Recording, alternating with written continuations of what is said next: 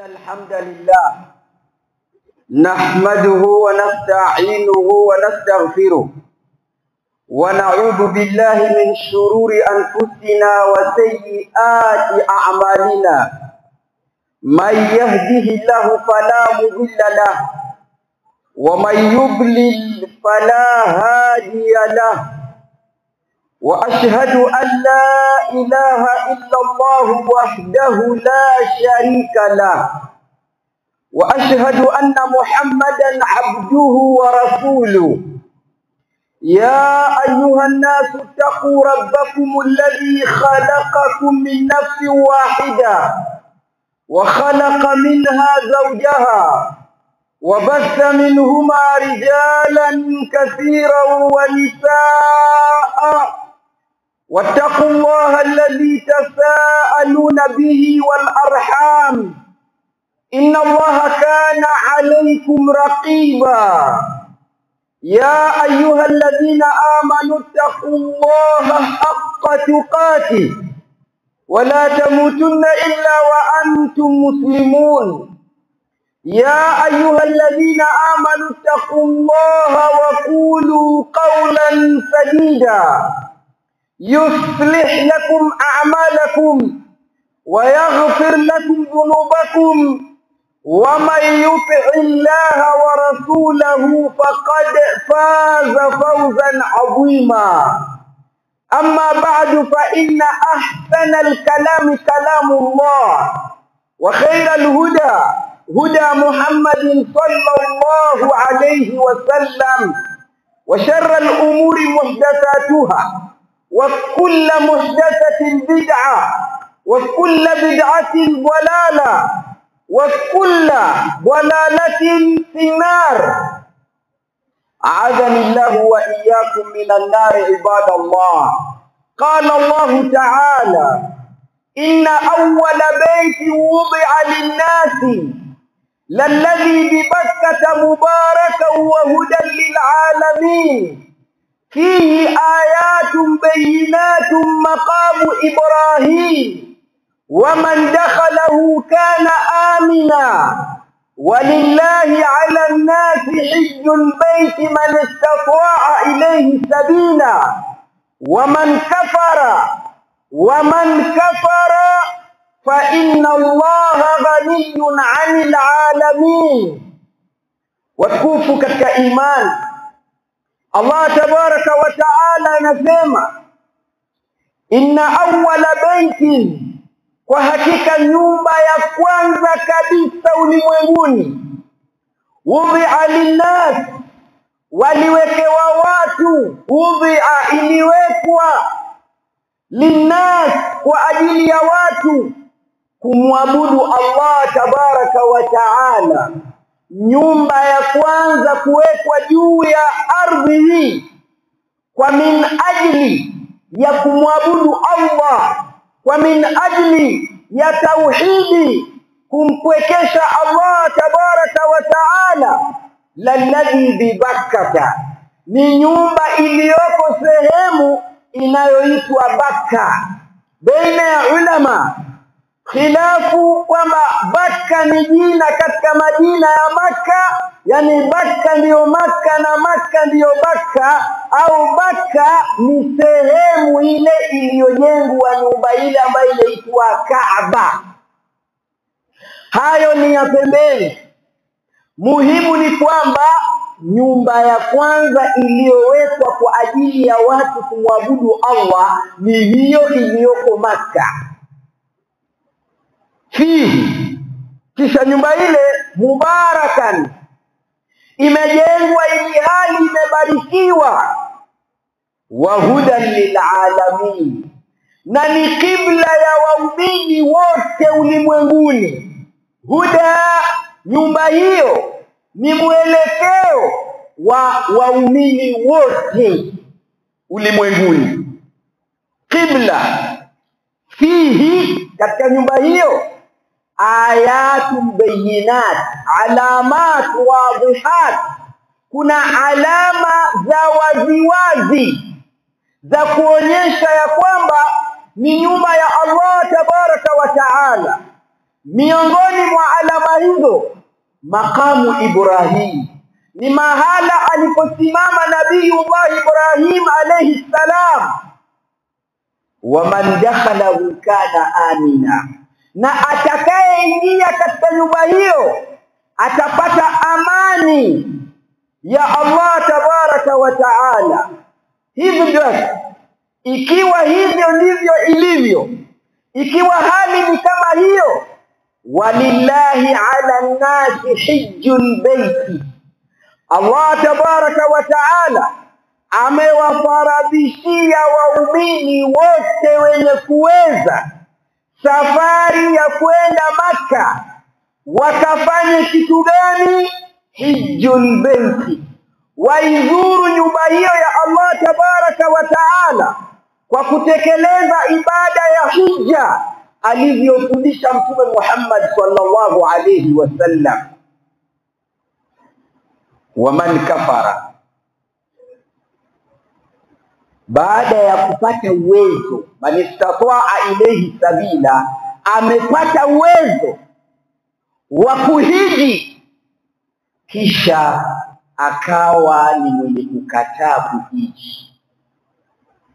Waman kafara ay kafara bil hajj, atakaye kufuru, sio kafiri yule asiyeingia katika Uislamu, sio yule asiyetambua Uislamu, ni wewe uliyepata uwezo wa kuhiji lakini ukakataa kwenda hija. Allah anasema waman kafara, na yule atakaye kataa kuhiji, fa inna Allaha ghaniyun 'anil 'alamin, tambueni ya kwamba Allah tabaraka wa taala hana haja na walimwengu wote. Hakuna chochote anachotaka kwao, hahitaji msaada wowote kutoka kwa yoyote, kutoka kwa watu wote na viumbe vyote. Ghaniyun 'anil 'alamin, yeye ni mwenye kujitosheleza bila ya kuwepo kwa yoyote katika walimwengu, hana haja na yoyote. Kwa hivyo ukihiji faida yako wewe, usipohiji hasara ni yako wewe. Allah tabaraka wa taala ghaniyun 'anil 'alamin, ni mwenye kujitosheleza mwenyewe kunako walimwengu, hana haja na yoyote kumsaidia. Na ibada zote tunazitekeleza faida yetu sisi. Katika sahihi Muslim, Abu Huraira radhiyallahu anhu anasema, khatabana Rasulullah sallallahu alayhi wasallam faqala ayuha nasu inna Allaha qad farada alaykumul hajja fahujju. Abu Huraira anasema ya kwamba siku moja Mtume Muhammad sallallahu alayhi wasallam alitutolea khutba, alihutubia hadhira iliyokuwepo siku hiyo, akasema ayuha nas, enyi watu, inna Allaha qad farada alaykumul hajja fahujju, kwa hakika tambueni ya kwamba Allah amewafaradhishieni, amewalazimisha, ni wajibu juu yenu wale waliopata uwezo wote kuhiji. Kwa hivyo nendeni hija. Abdullah ibn Abbas radhiyallahu anhuma katika riwaya ya ashabi sunan anasema kwamba khatabana Rasulullah sallallahu alayhi wasallam, Mtume alitutolea khutba, amehutubu. Faqala, akasema, inna Allaha kataba alaykumul hajja, kwa hakika Allah amewafaradhishieni ibada ya hija. Faqala al-Aqra ibn Habisi, katika riwaya ya Ibn Abbas anasema Mtume aliposema Allah amemfaradhisha hija, nendeni hija, akauliza mtu katika watu waliokuwepo jina lake Al-Aqra ibn Habis, akasema afi kulli amin ya Rasulullah, tuende hija kila mwaka? Faqala alayhi salatu wassalam law qultuhu la wajabat alhajj marratan fama zada fatatawu'un, ningelisema ndio ingelikuwa lazima kila mwaka wale wenye uwezo waende hija, lakini hija ni mara moja peke yake kwa umri wako. Hija ya lazima ni mara moja peke yake. Ukizidisha baada ya hapo ni ibada ya kujitolea, ni vizuri lakini sio wajibu baada ya kutekeleza mara moja. Waislamu, hija ni nguzo katika nguzo za dini yetu. Hija ni ibada katika ibada za faradhi. Hija ni ibada ya kimwili na mali. Hija inamlazimu mtu mara moja katika umri wake. Hija inamlazimu aliyepata uwezo kwa haraka, hatakiwi kuchelewesha na kusema ya kwamba nitakwenda. Ataswifu fil ibadati mamnu. Taswif ni kule kusema saufa af'alu, saufa usafiru, saufa ahuju, nitakwenda inshallah, nitafanya. Katika ibada inapowajibika na uwezo upo, yatakiwa kutekeleza pale pale.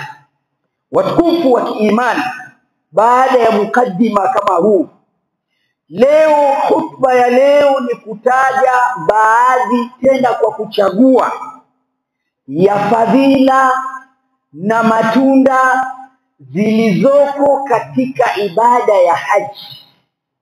Ni yapi ambayo Allah tabaraka wa taala ameyaweka, ameandaa kwa ajili ya kuwazawadia wale waliotekeleza ibada hii kubwa ya hija, kwa kuchagua baadhi.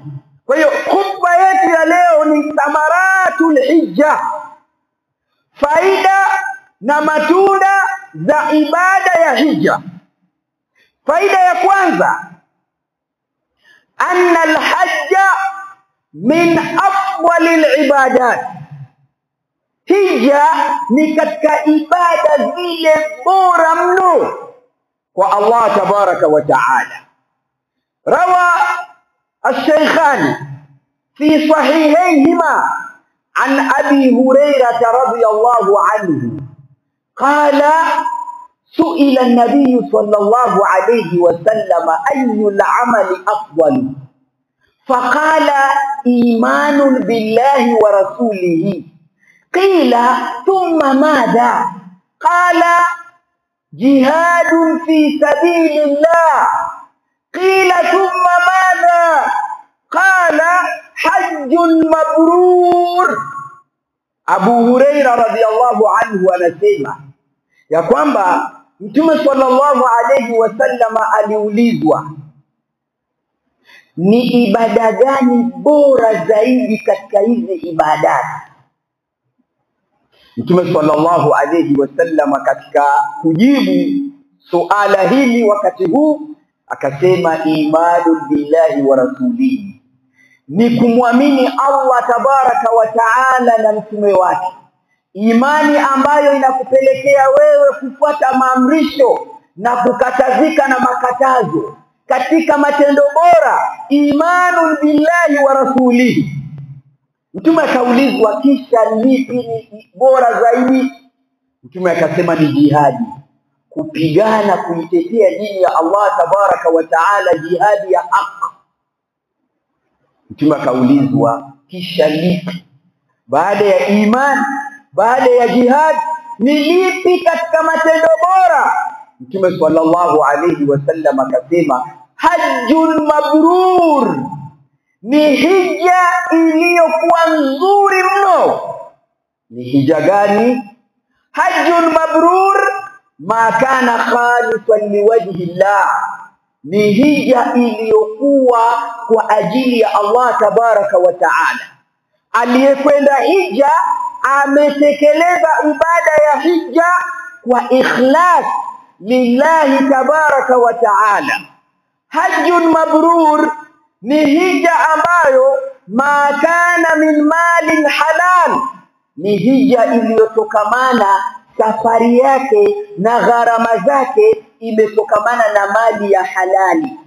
Alhajjul mabruru ma kana ala wifqi sunnati nabii sallallahu alayhi wasallam, ni hija iliyotekelezwa kuafikiana na sunna ya Mtume Muhammad sallallahu alayhi wasallam, alivyofanya mtume mwenyewe, na akaambia maswahaba, khudhu anni manasikakum, niigeni mimi katika ibada yenu ya hija, fanyeni nilivyofanya.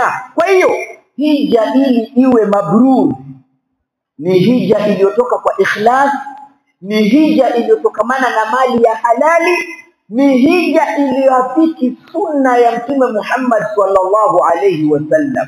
Alhajjul mabrur ma kana khaliyan min arrafati walfisqi waljidal, ni hija iliyokosekana ndani yake habari zote zinazohusiana na mapenzi katika ibada ya haji. Arrafatu kullu ma yuriduhu ar-rajulu min al-mar'a, mambo yote ambayo yanahusiana na mapenzi mwanaume kumwambia mwanamke, isipatikane jambo hilo katika haji. Walfisqi, na maovu kwa ujumla. Waljidali, na mijadala isiyokuwa na faida yoyote, na malumbano na fujo na balaa, hamna. Alhajjul mabrur alla ya'qubahu bima'siyati, ni hija ambayo baada ya kuitekeleza haitofuatiliwa tena na maasi. Kwa sababu watu wengi wanahiji, lakini baada ya hija watu wale hawana athari yoyote, wanarudi wakawa vile vile walivyokuwa kabla ya hija. Waislamu, faida ya kwanza ya hija ni kwamba hija ni katika amali bora mbele ya Allah tabaraka wa taala. Na faida ya pili katika thamaratul haji, hija ni sababu ya kujibiwa dua. Mahujaji katika faida zao na katika matunda ambayo wanapata waliohiji au waliokwenda katika ibada ya hija, Allah tabaraka wa taala anajibu dua zao. Hadithi ya Ibn Umar radhiyallahu anhuma katika riwaya ya Ibn Majah, na Imamu al-Albani anasema hadithun hasanun, hadithi nzuri kabisa, haina maneno. Anasema Ibn Umar, qala Rasulullah sallallahu alayhi wasallam, al-ghazi fi sabilillah wal-hajju wal-mu'tamiru wafdullah da'ahum fa'ajabuhu wa sa'aluhu fa'a'tahum. Al-ghazi fi sabilillah, mujahid mwenye kupigana kuitetea dini ya Allah tabaraka wa taala. Walhaju, na aliyekwenda hija. Walmu'tamiru, na aliyekwenda umra. Wafdullah, hawa ni wageni wa Allah tabaraka wa taala. Allah na wageni, katika wageni wake mujahid, katika wageni wake aliyekwenda hija, katika wageni wake aliyekwenda umra. Da'ahum fa'ajabuhu, da'ahum fa'ajabuhu, Allah amewaita waitetee dini wakaitikia. Allah amewaita waende hija wakaitikia. Allah amewaita watekeleze umra wakatekeleza. Sasa faida katika faida zao, wasaaluhu fa'a'tahum, wamemwomba Allah na Allah naye atawapa. Katika faida na matunda za hija, kujibiwa dua.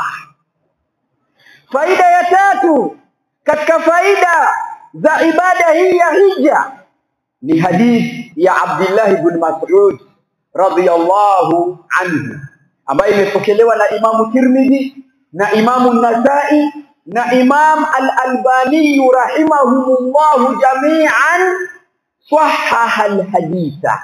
Anasema hadithi ni sahihi. Ani nabii sallallahu alayhi wasallam qala, mtume alisema tabi'u baina al-hajj wal-umrati fa innahuma yunfiyani al-faqra wal-dhunuba kama yunfi al-kiru khubth al-hadidi wal-dhahabi wal-fiddati. Abdullah ibn Mas'ud radhiyallahu anhu anasema kwamba katika faida zile kubwa ambazo Allah tabaraka wa taala amewawekea mahujaji, ya kwamba mtume alisema tabi'u baina al-hajj wal-umra, fuatilizeni baina ya hija na umra. Yani ikiwa wewe waweza umehiji hija ile yako ya faradhi, lakini waweza wewe kuhiji bado, mtume anasema fuatilizeni hija baada ya hija, umra baada ya umra. Faida yake, miongoni mwa matunda yake, tunfiani al-faqra, kufuatiliza hija juu ya hija nyingine na umra juu ya umra nyingine. Tunfiani al-faqra, yule mwenye kuhiji hafilisiki. Waislamu, kuna watu wengi wameweza ibada hii, hali zao za kiuchumi zinawaruhusu kuhiji, lakini watu hawako tayari kutoa pesa zao kwenda hija. Watu wako tayari kung'ang'ania mitandao na kujaza fomu ambazo haijulikani zitajibiwa lini, kwa sababu eti kuna ofa, mfalme wa Saudi ametoa ofa, watu wanapelekwa hija. Wewe mbona wataka kupelekwa? Kuna mambo makubwa mno umeyafanya wewe mwenyewe. Ukilinganisha na hija ni mashariki na magharibi, bu'dal mashriqain. Kuna mambo makubwa umefanya wewe, umeyafanya peke yako. Kwa nini hili la hija ndio wataka kudhaminiwa? Kwa nini ikifika hapa kwenye hija ndio wataka wewe kubebwa na wengine? Wale wenye kukubeba wamejua faida yake, wewe wataka ubebwe, hujatambua faida yake. Hutaki wewe kujibiwa na Allah? Hutaki wewe kuingia katika orodha ya waliotenda matendo mema? Faida ya tatu, hija inamzuia mtu na kufilisika. Yule tajiri aliyekwenda hija kwa mali yake ya halali na akachukua na wengine kwa sababu uwezo unamruhusu, akaenda nao, guarantee ya Mtume Muhammad sallallahu alayhi wasallam, hafilisiki. Hadithi sahihi kwamba fuatilizeni baina ya hija na hija, baina ya umra na umra, tunfiani, yazuia kabisa. Nani anasema? Rasulullah sallallahu alayhi wasallam. Kufuatilizia hija juu ya hija na umra juu ya umra, tunfiani al-faqra, inamzuia mtu kabisa na ufakiri. Tajiri hafilisiki kwa sababu ya kwenda hija, hafilisiki kwa sababu ya kumdhamini mtu kwenda hija. Ndio kwa maana mnasikia huko nje wenzetu waliofahamu wanatoa pesa zao kuwalipia watu nauli kwenda hija. Kwa nini? Hafilisiki. Mtume ndiye anasema sisi hatuko tayari, tunataka nyama tuletewe, hija tupelekwe, misikiti tujengewe, visima tuchimbiwe, lakini kuna mengi hapa chini tunayafanya wenyewe na ni makubwa kuliko haya, na tunayafanya wenyewe bila ya kuchangiwa. Ebu tuamkeni, tunalala Waislamu. Tuko katika usingizi mkubwa mno kuhusiana na biashara hizi ambazo watu wanafanya na Allah tabaraka wa taala, tajiri wa matajiri wote, mfalme wa wafalme wote, Allah tabaraka wa taala. Ukienda hija wewe hufilisiki katika faida zake, katika faida za umra hufilisiki.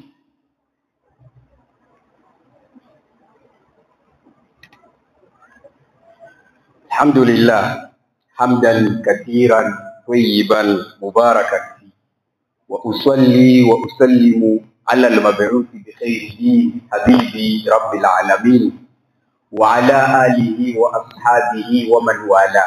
Amma ba'd, ahibatul islam, wapenzi wa kitukufu wa la ilaha illa Allah. Tumesema fadhila ya kwanza kwamba ibada hii ya haji ni katika matendo bora mno mbele ya Allah tabaraka wa taala. La pili, ibada hii ya haji ni sababu ya kuitikiwa dua. Haya ni mambo makubwa mno. Na la tatu, ibada hii ya haji inamzuia yule aliyehiji na aliyetekeleza umra kutokamana na kufilisika. Mali yake haimaliziki, hawi fakiri eti kwa sababu ya kutoa. Ameenda hija, ameenda umra, kila mwaka yuahiji, kila mwaka yuaenda umra, akilisiki mtu huyo kwa dhamana ya Mtume Muhammad sallallahu alayhi wasallam. Yahitaji imani, yahitaji yakini, usifanye mambo kujaribu. Mtume sallallahu alayhi wasallam anasema, ud'u Allah wa antum muqinuna bil ijaba. Usimuombe Mungu kujaribu kwamba wacha niangalie nilisikia. Muombe Mungu ili hali una hakika na yakini 100% ya kwamba Allah anakusikia, Allah atakujibu. Sio mambo ya kujaribu. Faida ya 4 kwa kuchagua, faida ya 4 katika zile faida zilizokuwa nzito mno katika faida za haji, kwamba hija ya poromosha, hija inavunja, hija inafuta yote yaliyotokea kabla ya hija, kwa ushahidi wa hadithi zaidi ya 1. Miongoni mwa hadithi hizo ni hadithi iliyoko katika sahihi zote mbili, Bukhari na Muslim, kutoka kwa Abi Huraira radhiyallahu anhu. Abu Huraira anasema, sami'tu, nilimsikia, sio kuambiwa. Sami'tu na Rasulullah sallallahu alayhi wasallam yakulu, nilimsikia Mtume Muhammad sallallahu alayhi wasallam yakulu, akisema, man hajja lillahi, yule atakayehiji kwa ajili ya Allah, sio kujionyesha, amehiji kwa ajili ya Allah, falam yarfud, baada ya kufika hija hakutafuta habari za mapenzi kule, walam yafsuk, hakwenda kupata maasiya kule mahala patakatifu. Rajaa, mtu huyu rajaa, atarudi kwake nyumbani kwao alipotoka, kayaumin waladatihi ummuhu, akiwa ni msafi, hana dhambi, kana kwamba ni ile siku aliyezaliwa na mama yake. Hana dhambi, amefutiwa yote. Ulama wakajadili hapa, ina maana huyu aliyehiji usamehewa hata yale makubwa ambayo tushawahi kuzungumza miongoni mwa darasa ambazo zimezungumzwa huko nyuma, kwamba madhambi makubwa hayaondoki paka tauba.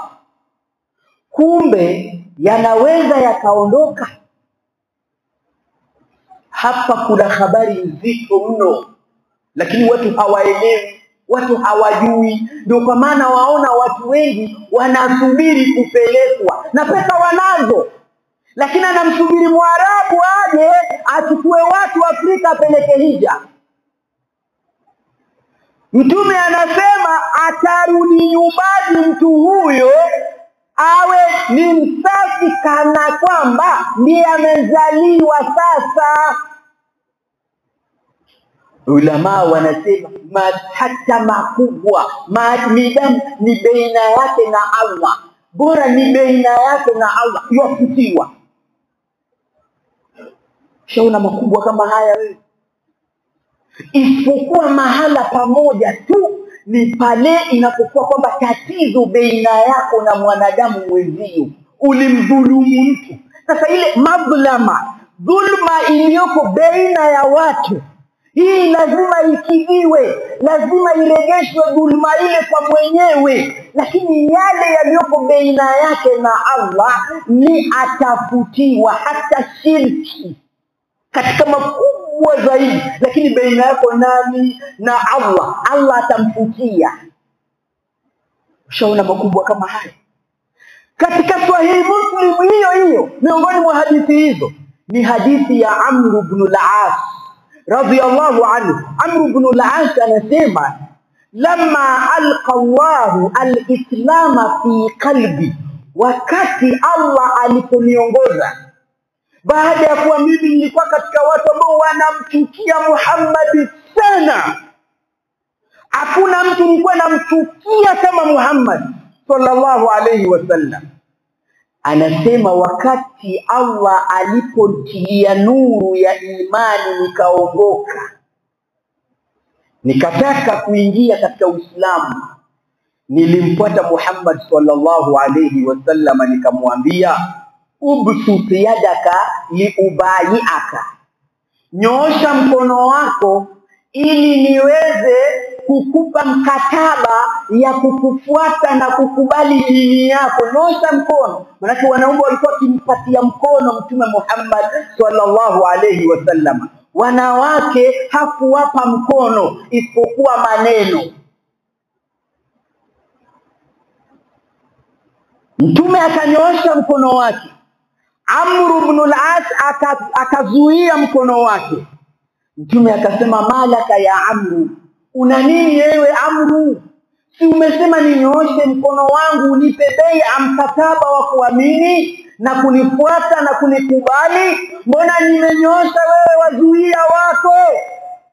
Amru anasema ya Rasulullah, aradtu an ashtarika, mimi niko tayari kuingia katika Uislamu, lakini nina sharti. Kuna jambo, kuna sharti nataka niliweke hapa, ikiwezekana naingia. Mtume akasema wa madha tashtariku ya Amru, ewe Amru, wala una sharti gani? Qultu ashtariku an yughfara li, mimi sharti yangu nataka nisamehewe yote yaliyopita kule katika jahiliya. Tumefanya makubwa sisi kule, nikifa na hali hiyo naenda motoni moja kwa moja, najua mimi. Kwa hivyo kabla sijakupa mkono, nataka unihakikishie ya kwamba mtafutiwa au la. Kitu vizuri. Mtume sallallahu alayhi wasallam akamwambia Amru, ama alimta anna al-islama yahdimu ma qablahu wa anna al-hijrata tahdimu ma qablaha wa anna al-islamu yahdimu ma qablahu wal hijra tahdimu ma qablaha wa anna al-hajja yahdimu ma qablahu. Amru anasema mimi kabla sijatamka la ilaha illa Allah nataka unihakikishie natamka maneno haya lakini nimefutiwa. Mtume akamwambia Amru, wewe huna habari ya kwamba Uislamu, yani mtu kutamka shahada anafutiwa yaliyotokea kabla ya hiyo shahada? Hujui jambo hilo? Kumbe wewe huna habari. Hiyo ndio sharti ambayo unayo, wachelewa wewe. Uislamu inafuta yaliyotokea kabla mpaka makubwa yote kwa itifaki ya ulama wote. Akislimu mtu anafutiwa yaliyotokea huko nyuma yote. Na akigura mtu kutoka katika sehemu ya washirikina kwenda katika sehemu ya tauhidi, walivyofanya watu wa Maka, kuacha Maka kwa sababu ilikuwa ni washirikina wakati ule, wakaenda Madina kwa sababu ilikuwa ni mahala pa tauhidi, hijra, kugura kwa ajili ya Allah, wakawacha vitu vyao kama tunavyojua. Pia ni ibada nzito, wafutiwa yaliyotokea kabla ya hiyo hijra yote, isipokuwa tatizo jambo ambalo liko baina yako na mwanadamu mwenzio. Katika haya mawili ulama wanasema dhulma. Hapa kwa dhulma kuna tatizo, lakini kwa Uislamu anafutiwa. Kwa hijra anafutiwa madhambi hata yale makubwa baina yake na Allah. Na vile vile katika hija Waislamu, katika hija anafutiwa yaliyotokea kabla ya yeye kuhiji, hata makubwa yaliyoko baina yake na Allah tabaraka wa taala. Waislamu, kwa kumalizia, faida ambayo ni nzito zaidi na nimependelea kuitaja mwisho wa khutba ili ibakie katika akili zetu, ni jambo ambalo hakuna Muislamu yoyote aliye na akili timamu hataki jambo hilo. Kila mtu jambo hili ndilo analitafuta. Mwenye kuswali, mwenye kutoa zaka, mwenye kutoa sadaka, mwenye kwenda hija, mwenye kwenda umra, sote hapa muulize, kwa nini wewe wafanya haya? Jibu ni moja tu, ikiwa wajua salama kutokamana na moto wa Jahannam na kuipata pepo ya Allah tabaraka wa taala. Hizi juhudi zote tunazozitekeleza ni haya tu, usalimike wewe kutokamana na moto wa Jahannam, upate wewe pepo ya Allah tabaraka wa taala. Faman zuhziha 'anil nari wa udkhila aljannata faqad faza wa mal hayatu dunya illa mata'ul ghurur. Yule atakayeepushwa akawekwa mbali na moto wa Jahannama, faqad faza, mtu huyu amewekwa mbali na moto wa Jahannam, wa udkhila aljannata, na akawekwa katika janna ya Allah tabaraka wa taala, faqad faza, mtu huyu ndiye aliyefaulu. Na haya maisha ya dunia si chochote isipokuwa ni starehe chache, starehe fupi yenye kumghuri mwanadamu. Hivi ndivyo anavyosema Allah. Faida ya mwisho kwa sababu ya wakati, hija iliyosii, iliyotoka kwa ajili ya Allah kwa mali ya halali, haina habari za mapenzi wala maasi ndani yake, imefuata sunna za Mtume Muhammad sallallahu alaihi wasallam katika kutekelezwa, haikufuatiliziwa na maasi.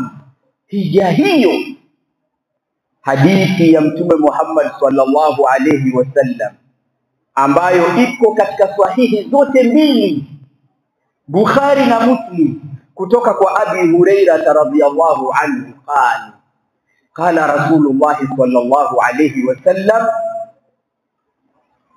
al-umratu ila al-umrati, umra paka umra nyingine, yani kule kufuatilizia. Wako watu mashallah kila mwaka wanakwenda umra, al-umratu ila al-umrati kafaratun lima bainahuma, kila akienda anafutiwa yaliyotokea baina ya hizi umra mbili. Alafu wal hajjul mabruru, na hija iliyoswihi, iliyotekeleza masharti haya ambayo nimetaja kwa ikhlas, kwa mali ya halali, kwa sunna ya Mtume, hakuna habari za mapenzi ndani yake wala maovu, haijafuatiliwa na maasi. Wal hajjul mabruru laysa lahu aljazaa'u illa aljannata.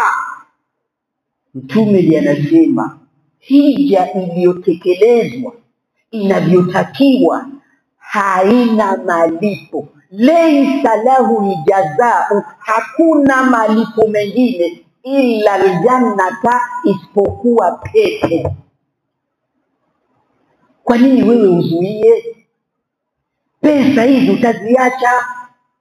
Kwa hivyo Waislamu, kilichopo hapa ni kwamba wale wenye uwezo wajibidishe, wafanye bidii kuhakikisha kwamba wanakwenda hija. Na ikiwa Allah amekunjua riziki yako, chukua na mmoja na wawili wapeleke. Kuna faida chungu nzima katika ibada hizi Waislamu. Inna Allaha wa malaikatahu yusalluna ala nabi ya ayyuhalladhina amanu sallu alayhi wa sallimu taslima. Allahumma salli ala Muhammadin wa ala ali Muhammadin kama sallaita ala Ibrahim wa ala ali Ibrahim innaka Hamidum Majid. Allahumma barik ala Muhammadin wa ala ali Muhammadin kama barakta ala Ibrahim wa ala ali Ibrahim innaka Hamidum Majid.